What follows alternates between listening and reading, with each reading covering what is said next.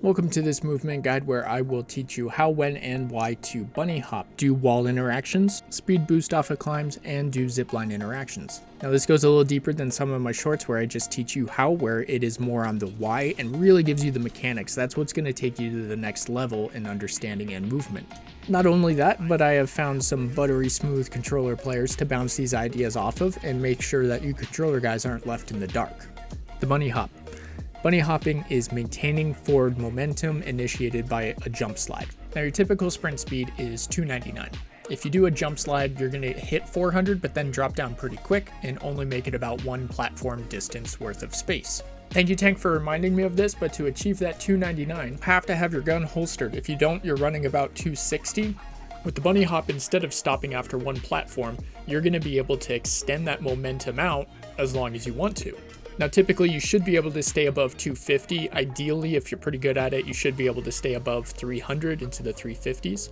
So once you're able to keep that momentum up, you should be able to control your side to side movement and be able to get around corners or be able to navigate terrain and go across bridges, or just make yourself hard to hit in these big open areas from sniper or other fire. Next up, you've got your wall manipulations. There's a lot of them. So starting off, wall stick. You run out of wall, you stick for a moment, let go of your keys. That's step one out of this whole thing. From there, you need to be able to learn all the 5 directions. Forward, climb, left, right are both wall runs. I counted those separately. Back is your disengage, so you just fall off the wall. And then your last one is spacebar, which is your bounce. So once you're able to master those 5 movements, which I like using this post and wall right here because it makes you controlled, gets rid of that finger fumbling.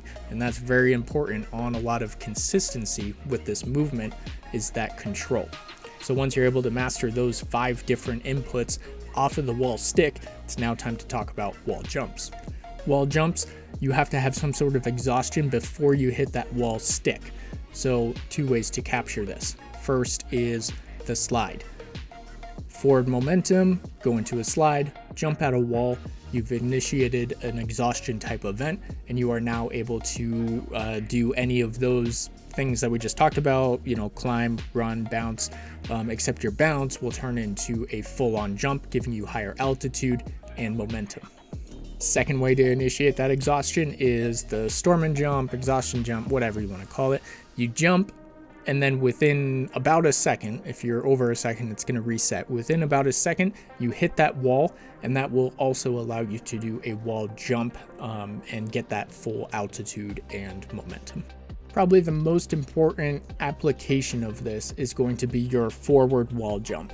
And so as you initiate a wall jump, so you've got exhaustion, you've got the stick, you let go of all your keys and you re-input your forward and jump keys. That's going to give you that forward momentum to climb over something. Now that's super important because when your gun is out and you're trying to take height from someone, you're going to have about a second or a full hey, here I am, I'm coming over, here's my head, here's my body, here's my legs, oh yeah, and then I'm going to pull out my gun. Versus if you're able to apply this forward wall jump, your gun will be out immediately, and as soon as your eyes are cresting that hill, you can be firing at your target. All right, we've just scratched the iceberg in terms of movements, but I want you to think, have you mastered these movements? If you haven't, it's okay. Just go work on them some more. Go into the firing range and practice these things, because if you don't have these things down and you try and add on more, you're going to set yourself up for failure. It's just like aim training, where if you kind of suck, then just keep practicing, try different drills, and keep working on it. If you are good, let's move on. These are, I think, fairly simple because the inputs are very linear in terms of you hit your interact, you hit your space. Now the timing on your space, you may initiate either a super jump where you launch way off, or you may just ungrapple from the rope, which those are both legitimate ways to practice. I should also mention that you can practice doing your attach and then hitting your crouch, and that will disengage off the rope in a different way. So depending on what you're trying to do in your environment, you may want to practice all 3 of those. Now where it gets tricky, you do your interact, you do your jump, you flip around, and then you re-interact, and then you can jump again and re-interact a 3rd time, and this will help you climb ropes faster as well as give you some side-to-side movement as you're doing this. This is very important in places with, like the elevator shaft type ropes, where you're very easy to hit if somebody's looking down at you or looking up at you and you're not bouncing around at all. This also helps you if you want to do a super jump off of a rope, be able to peek up into the next floor but not fully commit to it. You can then, fall down automatically, re-engage onto the rope. Horizontal zip lines are pretty similar, where if you do a single jump, you'll just get a little bit of height, but if you double tap it, you do have a chance of being able to do the super jump. You should be able to do this with any jump input. This jump is most applicable at the end of the line if you're going from the ground to try and get some height, or if you're trying to dodge some bullets. Next thing I want to talk to you about is tap strafing. So tap strafing is helpful as you're in the air and you have a forward direction, being able to turn your direction while doing this. This is achieved by lurching, which is spamming your forward input. This is very difficult to do on controller and will require either special hardware or some kind of special software or configuration file. On keyboard though, it's very simple to do either with your scroll wheel or a direct input. When you're spamming that forward key, you don't actually have to do it as fast as you might think. Just a couple times in a second and you'll see some kind of result. So tap strafing really helps in changing your outlook on the environment. If you're able to, tap strafe around a pillar and everybody thinks you're gonna just drop down, and so they've abandoned their cover, that will help you then have at least an equal fight, if not a little bit of a drop on that person. It also helps you with, being able to jump out, tap strafe into a wall climb up to the next level.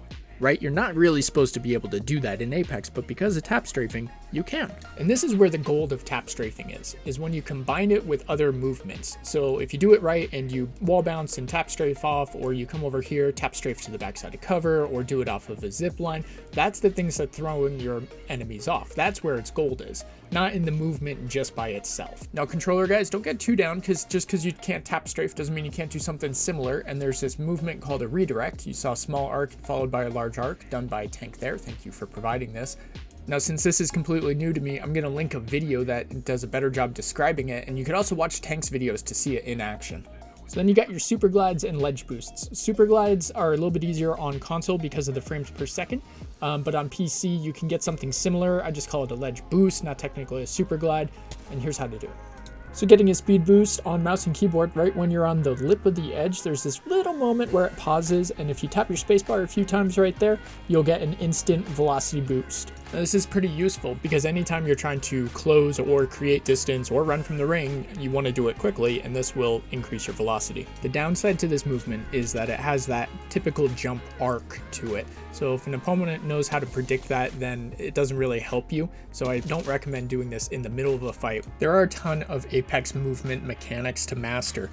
Trying to do them all at once is going to set yourself up for failure, and Tank echoed this with his suggestion to make sure to optimize your button layout.